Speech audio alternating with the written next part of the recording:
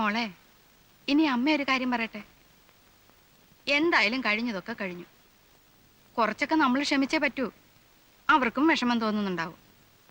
അതുകൊണ്ട് നാളെ രാവിലെ തന്നെ മോളെ തിരിച്ചു പോണം. വേണമെങ്കിൽ അമ്മ കൊണ്ടുപോയാക്കാം. വേണ്ട വേണ്ട, പിന്നെ എനിക്ക് അവിടെ ഒരു വാക്കും മിണ്ടാൻ പറ്റില്ല. അവരെന്ത് പറഞ്ഞാലും ഞാൻ കേട്ടോളുന്ന അവരുടെ ധാരണ. അതൊന്ന് മാറട്ടെ. പ്രേമേട്ടൻ ഇന്ദുവിനെ വിളിച്ചോണ്ട് വന്നില്ലേ, അതുപോലെ ശിവൻചേട്ടൻ വരട്ടെ എന്നെ കൊണ്ടുപോവാൻ. പെൺകുട്ടികൾക്ക് ഇത്ര വാശി പാടില്ല. വേറെ ആരും അല്ലല്ലോ, നിന്റെ ഭർത്താവും അവന്റെ അമ്മയല്ലേ. അമ്മേ, പണ്ടത്തെ അമ്മായിയമ്മ പോരൊക്കെ ഇന്നത്തെ പെൺകുട്ടികളുടെ അടുത്ത് കാണിച്ചത് നടക്കുവോ?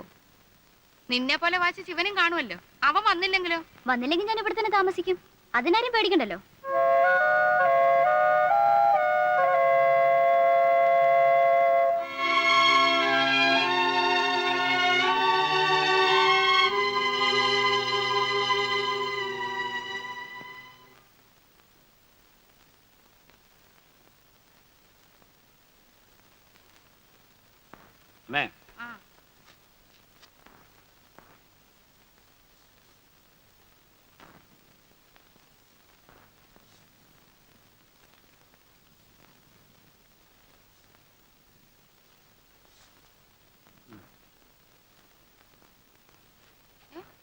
ഇത് 500 രൂപയല്ലേ ഉള്ളൂ?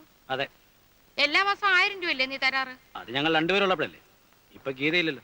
നിന്റെ കാശും കൂടെ പ്രതീക്ഷിച്ചുകൊണ്ട് ഇവിടുത്തെ ചെലവൊക്കെ നടക്കുന്നതെന്ന് നിനക്കറിയില്ലേ ഉണ്ണിയെ? അറിയാം. അതുകൊണ്ടാണല്ലോ എന്റെ ചെലവിൽ 500 രൂപ തന്നത്.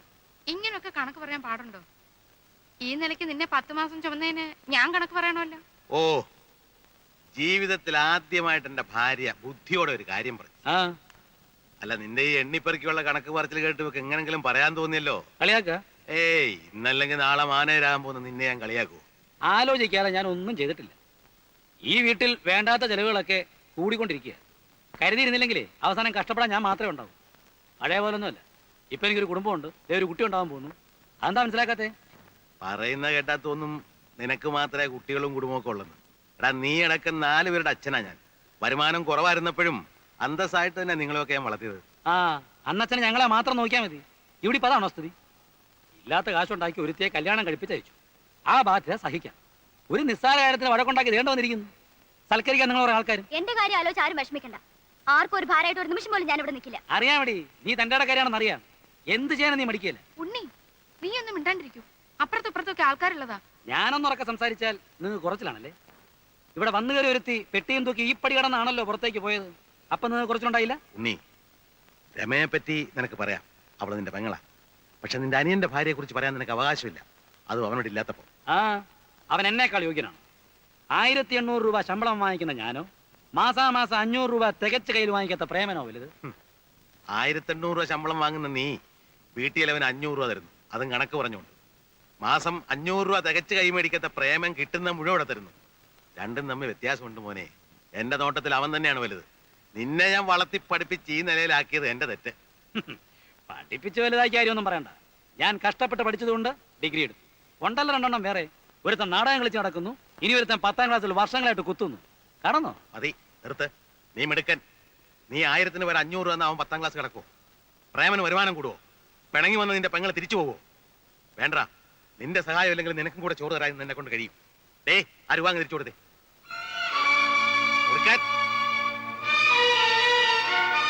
കൊണ്ടുപോ. ഇനി നിന്റെ ഒറ്റ പൈസ അവിടെ തന്നു പോരുത്.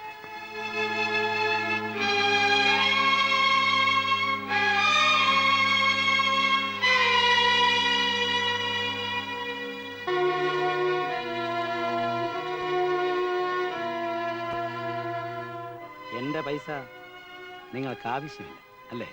ഇല്ല. എന്നാൽ ഇത് മാത്രം പോരാ. വേറെ ഒരുപാട് കാശ് ഞാൻ ഈ വീട്ടിലേക്ക് ചെലവാക്കിയിട്ടുണ്ട്. അതെല്ലാം എനിക്ക് കിട്ടണം.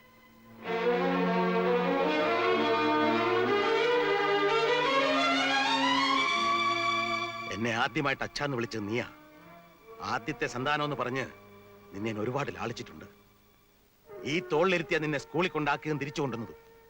ബുദ്ധിമുട്ടുകൾ അറിയിക്കാതെ നീ ആഗ്രഹിച്ച് എന്തും വാങ്ങി തന്ന് നിന്നെ വളർത്തി വലുതാക്കിയ ഞാനാടാ. എനിക്കൊന്നും അറിയണ്ട. ബികോം ഡിഗ്രി ആയിട്ട് അലഞ്ഞു നടക്കുമ്പോൾ നിനക്കൊരു ജോലി വാങ്ങി തരാൻ വേണ്ടി ഞാൻ മുട്ടാത്ത വാതിലുകളില്ല.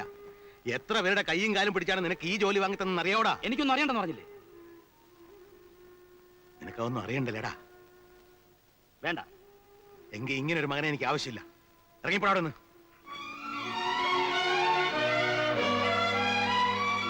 അങ്ങനെ വെറും കൈയോടെ ഇറങ്ങിപ്പോകാൻ എന്നെ കിട്ടില്ല. പുന്നാരമ്മയുടെ കല്യാണത്തിന് എന്റെ പ്രോബ്ലം ഫണ്ടിൽ 25,000 രൂപ എടുത്തു കൊടുത്തത്. ആ രൂപയ്ക്ക് തിരിച്ചു കിട്ടണം.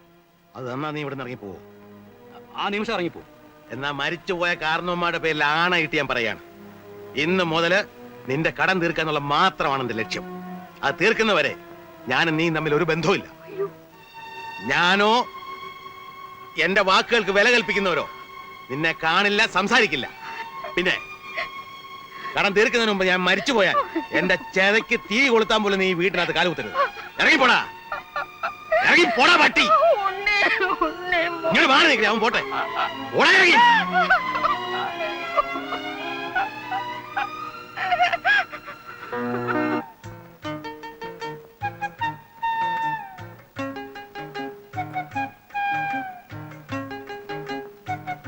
ദോ, എന്റെ വീട്ടിലേക്ക് ഞാൻ വാങ്ങിച്ച സാധനങ്ങൾ താനെന്തിനാ അങ്ങോട്ട് കൊണ്ടുവന്നു? ഇതല്ലേ സാറിന്റെ വീട്? ഏ? ഇതല്ലേ സാറിന്റെ വീടെന്ന്? ആ ആയിരുന്നു, ഇപ്പൊ അല്ല. അടോ.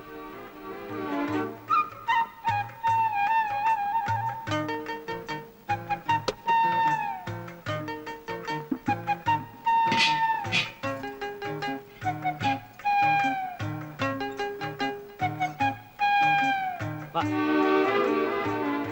ആ അങ്ങോട്ട് വെച്ചേരെ.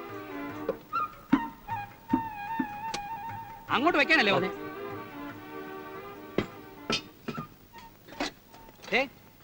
വലിയ മെടുക്കനൊന്നും വേണ്ട കേട്ടോ. ഒരിക്കലും ഒരു തീരുമാനം എടുത്താൽ അത് ഉറച്ചു നിൽക്കുന്നവനായി ഉണ്ണി. രോഗപരിചയം കുറച്ച് കുറവാണെങ്കിൽ. എന്താ സാർ ഇങ്ങനെയൊക്കെ പറയുന്നത്? എന്താ ഇവിടെ കാര്യം പറയാൻ പാടില്ലേ? മനസ്സിലൊന്ന് വെച്ചുകൊണ്ട് പുറമേക്ക് മറ്റൊന്ന് പറയാൻ ഞാൻ പഠിച്ചിട്ടില്ല. തോന്നിയത് തോന്നിയ പോലെ പറയും, ആരോടായാലും. എന്താ നോക്കി പേടിപ്പിക്കുന്നേ? അങ്ങനൊന്നും പേടിക്കുന്നവനല്ല ഞാൻ. മര്യാദയെങ്കിൽ മര്യാദ, അല്ലെങ്കിൽ ഞാനും പെസക. മനസ്സിലായോ? ഇല്ല. ആ എനിക്ക് മനസ്സിലാകുകയല്ല. അതിപ്പോ എത്രയായി? 10 രൂപ.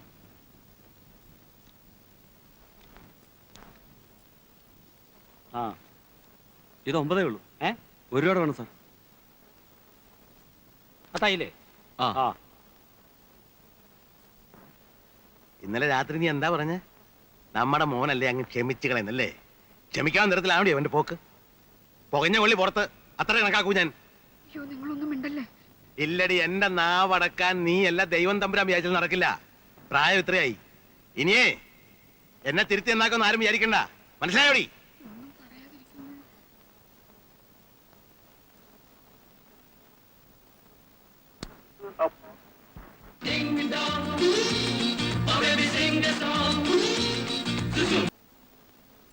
ആ കാലൊക്കെ സൂക്ഷിച്ച്. 22.6. അത് എത്രയാണ്? 12.4. ആ ടേപ്പ് ശരിക്കും പിടിക്കേ. നമസ്കാരം. അല്ല, ഇത് ആരപ്പാ? എന്താ ഇങ്ങോട്ടൊക്കെ? വെറുതെ മരം മുറിക്കരുതെന്ന് സർക്കാർ ഓർഡർ ഇട്ടിട്ടും ആചാരുടെ ഡിപ്പോയി തടിക്കൊരു കുറവില്ല. ബിസിനസ് നടത്താണ്ടിരിക്കാൻ പറ്റുമോ? അപ്പൊ പിന്നെ ഇല്ലാത്ത തടിയൊക്കെ ഉണ്ടാക്കേണ്ടി വരും. ഇല്ല കുഞ്ഞമ്മതെ? അതെ അതെ. പിന്നെ ഞാൻ വന്നത്, കുഞ്ഞമ്മ അന്നൊരു കാര്യം വന്ന് പറഞ്ഞിരുന്നു. ആചാരുടെ പുതിയ കാറിനൊരു ഡ്രൈവറെ വേണമെന്ന്. അന്നത്തെ ബുദ്ധിമോശം കൊണ്ട് ഞാനത് വേണ്ടെന്ന് പറഞ്ഞയച്ചു. പിന്നെ ആലോചിച്ച് നോക്കിയപ്പോഴാ എത്ര കാലം ഇങ്ങനെ വെറുതെ ഇരിക്കുക. അപ്പൊ ആചാരെ കണ്ട ആ വിവരം ഒന്ന് പറയാമെന്ന് വിചാരിച്ചു. ആ വണ്ടിയിൽ ഇപ്പൊ ആളായല്ലോ. മാത്രമല്ല, നിങ്ങളുടെ മക്കൾ സമ്മതിക്കുമോ? അത് മോടെ കല്യാണം കുറച്ച് ബാധ്യതകൾ വരുത്തി വെച്ചു. അത് ഉടനെ തീർക്കണം. അങ്ങനത്തെ ഒരു സ്ഥിതിയിൽ വന്ന് പെട്ട് ആചാര്യ വിചാരിച്ച എവിടെയെങ്കിലും ഏർപ്പാടാക്കി തരാൻ പറ്റും. കാറിലോ ലോറിയിലോ എവിടെയെങ്കിലും. എന്താ ഇപ്പൊ ചെയ്യാ? എല്ലാ വണ്ടിയിലും ആളുണ്ട്. പിന്നെ ഉള്ളത് വേണ്ട, ആ പണിക്ക് നിങ്ങൾ പോണ്ട. എന്താ അത് അത് കുറച്ച് അധ്വാനം കൂടുതലുള്ള പണിയാ. എത്ര അധ്വാനമുള്ള ജോലിയായാലും ഞാൻ ചെയ്യാം. ചെയ്തേ പറ്റൂ. അത് മാത്രല്ല, വേറെയും കുറച്ച് പ്രശ്നങ്ങളുണ്ട്. നിങ്ങൾ കാര്യം പറ. അത് കാട്ടിന്ന് കള്ളത്തടി കൊണ്ടുവരേണ്ട പണിയാ. ആഴ്ചയിൽ 2-3 ട്രിപ്പ് ഉണ്ടാവും. പക്ഷെ മനക്കരുത്ത് വേണം. പിടിച്ചു പോയാൽ അകത്താവും. കാശ് കിട്ടുമല്ലോ? കാശ് കിട്ടും. പക്ഷെ മന്ത്രിമാരുടെയും കളക്ടർമാരുടെയും ഡ്രൈവറായിരുന്നു നിങ്ങൾക്ക് അത് ചേരൂ. സാരമില്ല, ഞാൻ റെഡിയാ ആചാര്യ. എപ്പോഴാ വരേണ്ടതെന്ന് പറഞ്ഞാൽ മതി.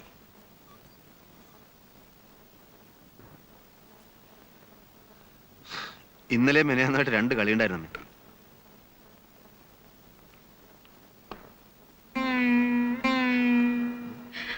എന്താ അമ്മേ? എന്താ ഉണ്ടായത്? എന്തിനാ അമ്മ കരയുന്നെന്ന്? എന്തു അമ്മ എന്തിനാ കരയുന്നത്? ചോദിച്ചത് കേട്ടില്ലേ? അച്ഛനും ഉണ്ണേട്ടനും തമ്മിൽ വഴക്കായി.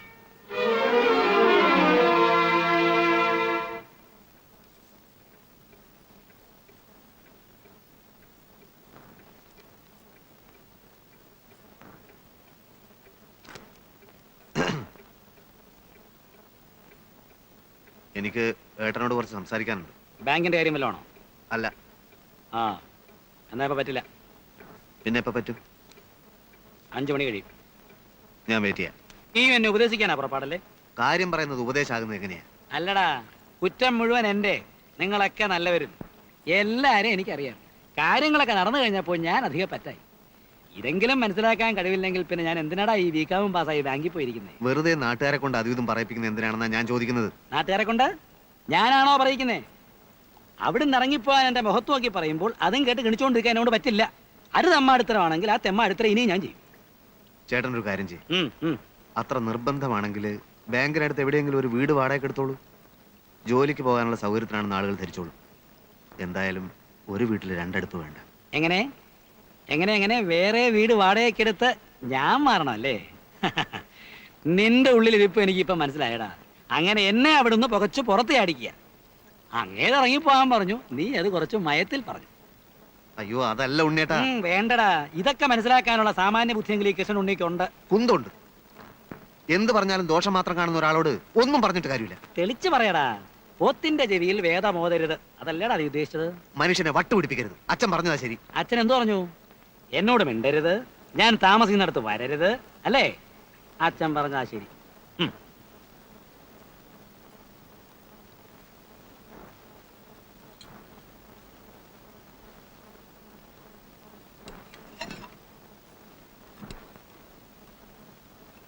ആര്യാര് വനത്തിൽ നിന്ന് തടി കൊണ്ടിരുന്ന ജോലിക്ക് വിളിക്കാന്ന് പറഞ്ഞിട്ടുണ്ട്. കള്ളത്തടിയാ, എന്നാലും കാശ് കിട്ടും. പിന്നെ വക്കീൽ നാരായണമേനോന്റെ മക്കളെ സ്കൂളിലേക്ക് കൊണ്ടുപോയും തിരിച്ചു കൊണ്ടുവരികയും ചെയ്യുന്ന ജോലിയും ഏൽപ്പിച്ചിട്ടുണ്ട്. ആ വകയിലും കുറച്ച് പൈസ വരും, എന്നാലും കുറച്ച് സമയം ബാക്കി വരും. നിന്റെ പരിചയത്തിൽ ആർക്കെങ്കിലും ഒരു പകരക്കാരൻ ഡ്രൈവറെ വേണ്ടി വരുമോ?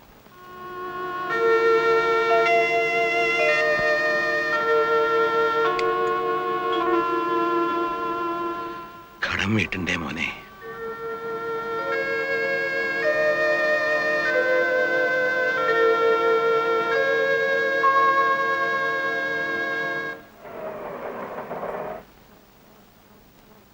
ഇപ്പൊ വരാം. രമയ്ക്ക് സുഖം തന്നെയല്ലേ? അതെ. ശിവൻ എന്തു പറയുന്നു? മുരളേട്ടൻ കയറിയിരിക്കൂ, ഞാൻ അമ്മയെ വിളിക്കാം.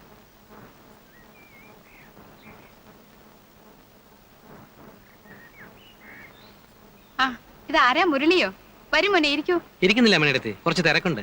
10:30 വണ്ടിക്ക് മുമ്പ് റെയിൽവേ സ്റ്റേഷനിൽ എത്തണം. ഞാൻ എറണാകുളം വരെ ഒന്ന് പോവുക. എന്തു എവിടെ? എന്തോ എന്തെത്ര അത്യാവശ്യമായിട്ട് എറണാകുളത്തേക്ക്? ഉറപ്പ് പറയാറായിട്ടില്ല. എങ്കിലും ചിലപ്പോ ഞാൻ ഗൾഫിലേക്ക് തന്നെ തിരിച്ചു പോയേക്കും. വിസ ശരിയായി തുടങ്ങിയിട്ടുണ്ട്. നാട്ടിൽ നിന്ന് ബോറടിച്ചു തുടങ്ങി. ഇവിടെ എന്തോ ബിസിനസ് തുടങ്ങാൻ പോവാന്ന് പറഞ്ഞിട്ട്? വേണ്ടെന്ന് വെച്ചു. ശരിയായില്ല. നമുക്ക് ആ മണലാരണ്യത്തിൽ കിടക്കാൻ തന്നെയാ യോഗം. അപ്പൊ വീട് പണിയോ? ഓ, തൽക്കാലം അതങ്ങനെ കിടക്കട്ടെ. തിരക്കൂട്ടി തീർത്തിട്ട് ഇപ്പൊ എന്തിനാ? താമസിക്കാനാണെങ്കിൽ ആളില്ല. എവളും കൂടി ഇങ്ങോട്ട് വന്നേ പിന്നെ അവിടെ അമ്മ മാത്രമല്ലേ ഉള്ളൂ. അമ്മയെ തനിച്ചാക്കിട്ട് പോയാൽ എങ്ങനെയാ മുരളി? അതൊക്കെ അമ്മയെ പറഞ്ഞ് ഞാൻ സമ്മതിപ്പിച്ചിട്ടുണ്ട്. പടക്കേന്ന് വലിയമ്മ വരും കിടക്കാൻ. അവരെ അടുത്തുള്ളതുകൊണ്ട് മിണ്ടാനും പറയാൻ ഒരാളായല്ലോ. പിന്നെ സമയം കിട്ടുമ്പോ നിങ്ങളൊക്കെ ഒന്ന് അങ്ങോട്ട് ചെല്ലണം. പ്രേമനോട് പറ ഇടയ്ക്കൊക്കെ നിന്നെയും കൂട്ടി അവിടെ ചെന്ന് താമസിക്കാൻ. പ്രേമൻ എവിടെ? നാടകസമിതിയിലേക്ക് പോയിരിക്കുക. ശങ്കരേട്ടനോ? അച്ഛനും പുറത്തു പോയിരിക്കുക. ആ, വരുമ്പോ പറഞ്ഞാ മതി. പിന്നെ ഞാൻ അന്ന് പറഞ്ഞതൊക്കെ ഓർമ്മയുണ്ടല്ലോ. ഭാര്യ, ഭർത്താവ്, കുടുംബം. രമ ചിലപ്പോ കാപ്പി ഉണ്ടാക്കാവൂ. ഒന്നും വേണ്ടെന്ന് പറഞ്ഞേക്കെ. എന്നാ വരട്ടെ. അല്ല മുരളി ഒന്നും കഴിക്കാതെ? അതല്ലേ പറഞ്ഞത്, ഇപ്പൊ ഒന്നും വേണ്ടാന്ന്. ആ ഗോപു ഒന്ന് ചോദിക്കാൻ വിട്ടുപോയി. ഗോപുന്റെ റിസൾട്ട് കഴിഞ്ഞ ആഴ്ച ആയിരുന്നില്ലേ? എന്തായി? എന്തിനാ മുരളിയായിട്ട് ആവശ്യമില്ലാത്ത ഓർമ്മിപ്പിക്കുന്നത്? ഇതുവരെ അത്ഭുതങ്ങളൊന്നും സംഭവിച്ചിട്ടില്ല. പക്ഷെ അടുത്ത സെപ്റ്റംബറിൽ ചില അത്ഭുതങ്ങൾ ഇവിടെ സംഭവിക്കും. ഞാൻ കാര്യമായി ശ്രമിക്കാൻ പോവാണ്. ഭയങ്കര കനം.